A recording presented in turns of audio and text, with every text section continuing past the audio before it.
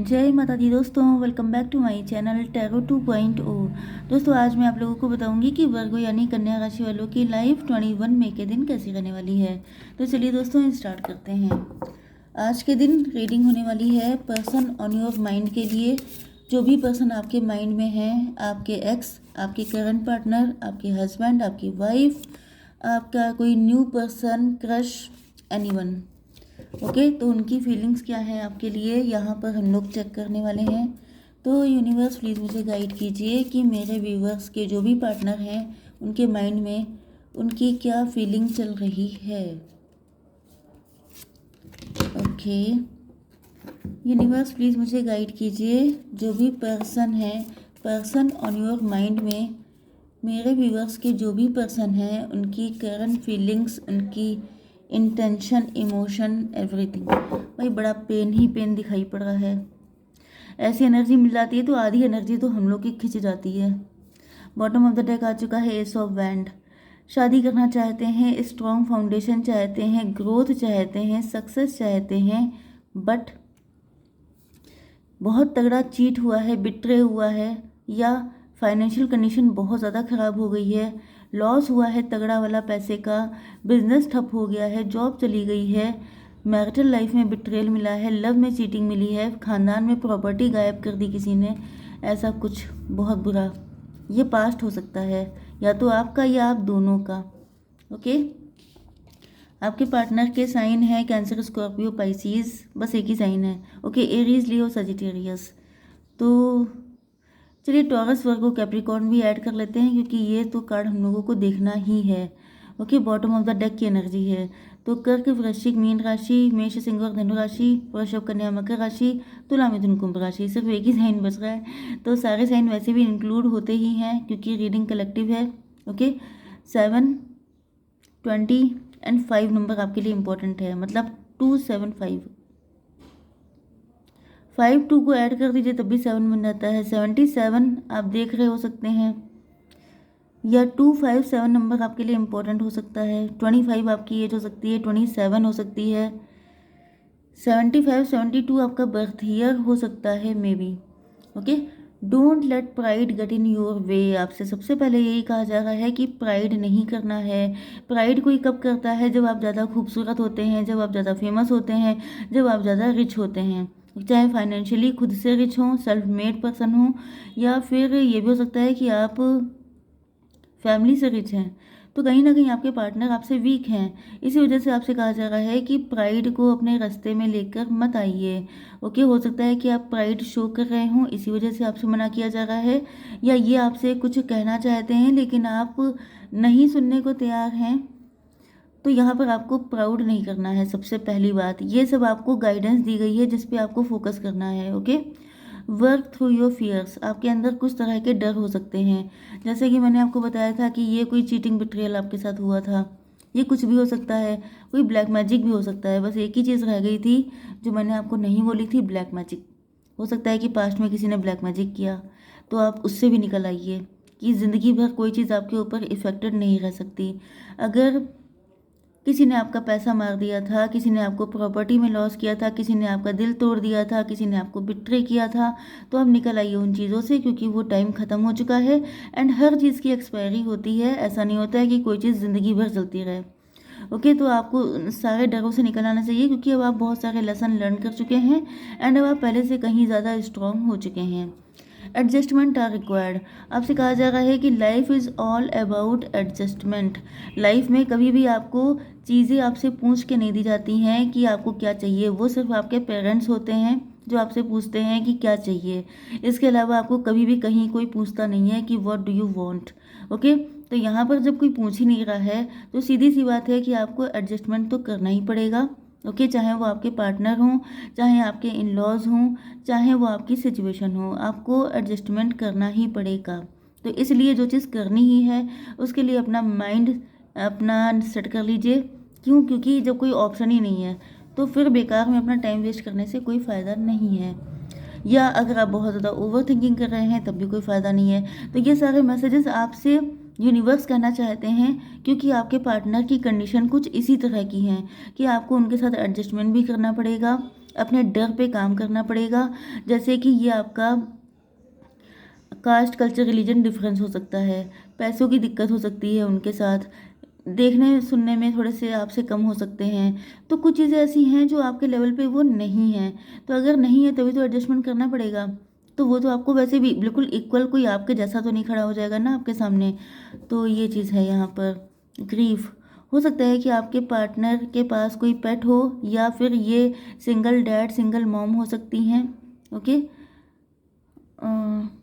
बहुत ज़्यादा दुखी हैं, बेहद दुखी हैं। ग्रीफ का मतलब यही होता है कि एक ऐसा दर्द होना जो जैसे,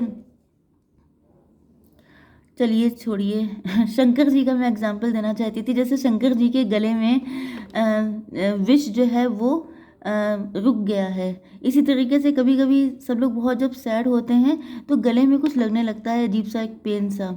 तो वो वाली कंडीशन आपके पार्टनर की लग रही है कि ये बहुत ज़्यादा ग्रीफ में है, जो ये दर्द किसी को बता भी नहीं सकते, क्योंकि जो आपके थ्रोट चक्रा में जो ब्लॉकेज क्रिएट होता है उस दर्द की, उस पेन की वजह से, वो इसीलिए होता है क्योंकि आप कह नहीं पा रहे होते हैं।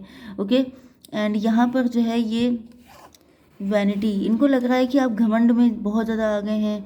अब आप बहुत हाई फाई लोगों में आपका उठना बैठना हो गया है, आप कोई मोटिवेशनल स्पीकर बन चुके हैं, या आप बड़े ज्ञानी व्यक्ति हैं, या आप खुद को बड़ा ज्ञानी कंसीडर कर रहे हैं। अब आप लोगों की, मतलब आप लोग एलीट क्लास को बिलोंग करने लगे हैं, या आप कर ही रहे थे, मतलब बाय बर्थ आप लोग काफ़ी ज़्यादा हाई फाई हो सकते हैं।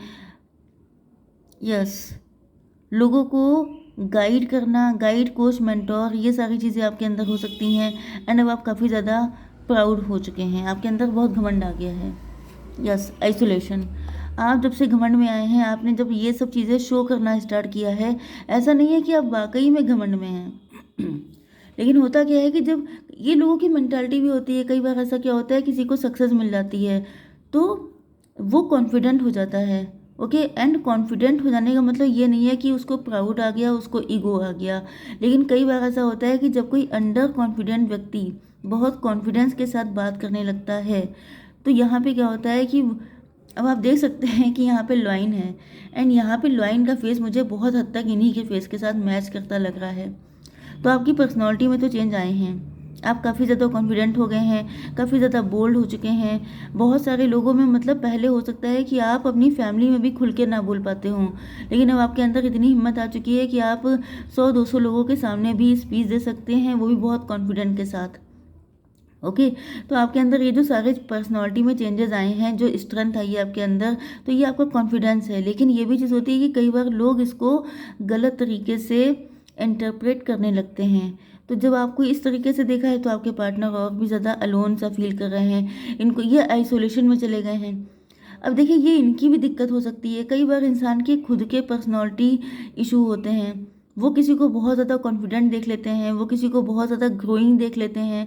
ओके, तो उनको लगता है जैसे घमंड आ गया। ये सबसे इजी बात होती है कि अगर आप किसी से कॉम्पीट नहीं कर पा रहे हैं, अगर आप किसी का बढ़ता हुआ कॉन्फिडेंस देख नहीं पा रहे हैं, तो लोग जनरली ये कह के छोड़ देते हैं कि भाई इनको तो बड़ा घमंड आ गया है, जबकि ऐसा नहीं होता है। सबको घमंड कैसे आ सकता है? सबको आ जाएगा तो फिर कल को सबका घमंड टूटेगा तो सब लोग ज़मीन पे आ जाएंगे, ऐसा नहीं होता है ना। तो इसीलिए इनको लग रहा है कि जैसे आप बड़े घमंडी हो गए हैं, अब तो आप इनसे सीधे मुंह बात नहीं करेंगे, अब तो आपको इनकी कोई ज़रूरत नहीं है, क्योंकि आप बहुत हाई फाई लोगों में उठना बैठना आपका हो गया है। तो ये खुद में सारी चीज़ें सोच सोच करके साइड हो गए हैं। आपने कुछ नहीं करा है, इन्होंने ही सब कुछ कर लिया है। ओके, ये मेन दिक्कत मुझे आपके पार्टनर की लग रही है। ये थोड़े से सैडिस्ट किस्म के हो सकते हैं, नेगेटिव थिंकर हो सकते हैं। यस, ये इनका पर्सनालिटी इशू ज़्यादा है। ये भी पॉसिबल है कि ये जो कार्ड आया था, आपके पार्टनर को पास्ट में किसी ने चीट किया था, बिट्रे किया था।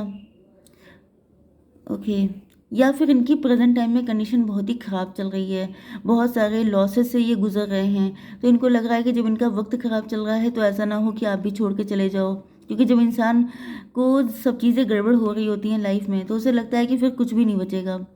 या अगर इनके साथ पास्ट में किसी ने चीट किया था, बिट्रे किया था, तो अब इनको लग रहा है कि अब आप भी इनके साथ कुछ ऐसा ही कर देंगे। ओके ओके, मुझे थोड़ा सा उठना पड़ गया था तो मुझे थोड़ा सा कनेक्ट होने में टाइम लगेगा।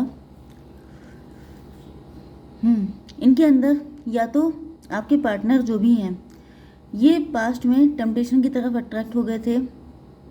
ओके, पॉसिबिलिटी ये हो सकती है, देखिए हर इंसान अपना रिफ्लेक्शन ही सामने देखता है। इनके साथ क्या हुआ था कि जब इनका अच्छा टाइम चल रहा था, क्योंकि सबकी लाइफ में अच्छा टाइम आता है, तो इनकी लाइफ में जब अच्छा टाइम था तो इनके सामने बहुत सारे टेम्पटेशन आए थे। टेम्पटेशन किसी भी फॉर्म में हो सकते हैं एंड ये अट्रैक्ट हो गए थे एंड वहाँ से इनको कोई तगड़ा चीटिंग बिट्रेयल मिला है। ओके, ये सोच रहे थे कि इसके साथ मतलब ये कोई पर्सन अगर है तो इनके साथ इनकी ज़िंदगी बहुत ज़्यादा ब्लेस्ड हो जाएगी, लेकिन हुआ ये है कि ये बिल्कुल अकेले पड़ गए हैं एंड अब इनको समझ में नहीं आ रहा है। इन्होंने आपको ईगो या प्राइड दिखाया हो सकता है, जिस वजह से इनको ऐसा लग रहा है कि जैसे अब आप भी इनको ईगो या प्राइड से ही डील करेंगे, क्योंकि जो इन्होंने आपके साथ किया है वही आप इनके साथ करेंगे। यहाँ कहीं ना कहीं मुझे आपके पार्टनर की पर्सनालिटी थोड़ी सी वीक दिखाई पड़ रही है, क्योंकि ये अजम्पशन बहुत सारे लगा रहे हैं एंड आपको अपने जैसा सोच रहे हैं। क्योंकि इन्होंने टेम्पटेशन, क्योंकि जब ये सक्सेसफुल थे तो इनको टेम्पटेशन मिली, तब ये प्राउड में आ गए, तब ये ज़्यादा ही इगोइस्ट हो गए एंड इन्होंने गलत को चूज़ किया एंड ये थोड़ा सा रिवेंज वाली फीलिंग भी इनके अंदर है। तो इनको आप में अपना रिफ्लेक्शन दिख रहा है। ये सोच रहे हैं जैसा इन्होंने आपके साथ किया है एग्जैक्टली आप वही इनके साथ करने वाले हैं। तो अभी आपसे पहली बात तो ये है कि बहुत ज़्यादा ईश्वर से प्रार्थना कर रहे हैं एंड ये आपसे माफ़ी भी मांगना चाहते हैं। कहीं ना कहीं इनको लग रहा है कि आप जो हैं वो काफ़ी ज़्यादा, पहले मैंने बताया था कि आपकी पर्सनालिटी थोड़ी सी वीक हो सकती है, मतलब इंट्रोवर्ट, शाई, इस तरह की पर्सनालिटी। तो ये आपको अपने काबिल नहीं समझ रहे थे। इनको लग रहा था कि जैसे आप इनको डिज़र्व नहीं करते हैं, लेकिन अब ये कर्मा, यहाँ पे जो ये जजमेंट का कार्ड है, ईश्वर ने इनको दिखा दिया है कि कोई बड़ा या छोटा नहीं होता है, ये सब टाइम का खेल होता है। कभी नाव लड़ी पर, कभी लड़ी नाव पर, तो इस तरह की चीज़ें चलती हैं। ये सब कुछ वक्त के ऊपर डिपेंड करता है। जब जिसका अच्छा टाइम आता है तब वो शाइन करने लगता है एंड जब बैड टाइम आता है तो वही इंसान बिल्कुल ज़मीन पे आ जाता है। ओके, तो ये सारी सच्चाइयाँ अब इनकी समझ में आ चुकी हैं एंड ये आपसे माफ़ी मांगना चाहते हैं, लेकिन इनकी समझ में नहीं आ रहा है कि किस मुँह से माफ़ी मांगे, क्योंकि इस बात की गारंटी नहीं है ना कि आप माफ़ करेंगे। तो ये काफ़ी ज़्यादा पेन में है, डिप्रेस हैं, सैड हैं, अकेले हो गए हैं एंड इनको लग रहा है जैसे अब इनका कोई नहीं है। ओके, तो चाहते तो हैं कि आपके साथ स्ट्रॉन्ग फाउंडेशन बन जाए, बट या तो इनके फाइनेंसेस बहुत नीचे गिर गए हैं, फाइनेंशियली बहुत तगड़ा लॉस हुआ है, या कहीं पर कुछ ना कुछ तो ऐसा हुआ है जो तगड़ा लॉस है।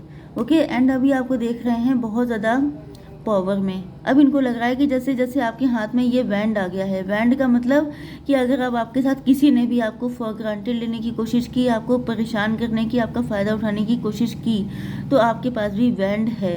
ओके, ऐसे लोगों को ठीक करने के लिए। तो ये जानते हैं कि बहुत मुश्किल है आप तक पहुंचना, क्योंकि अब इनको मतलब इनके पास तो कोई ऐसा आंसर है नहीं जो आपको दे पाएँ। तो ये किस तरीके से आपके पास आएँ, ये चीज़ इनको बहुत ज़्यादा, इनको लग रहा है कि हिम्मत करनी पड़ेगी तभी आप तक पहुंच पाएंगे, अदरवाइज़ पॉसिबल नहीं है। तो इसी के साथ मैं इस रीडिंग को कंक्लूड करती हूँ। जय माता दी।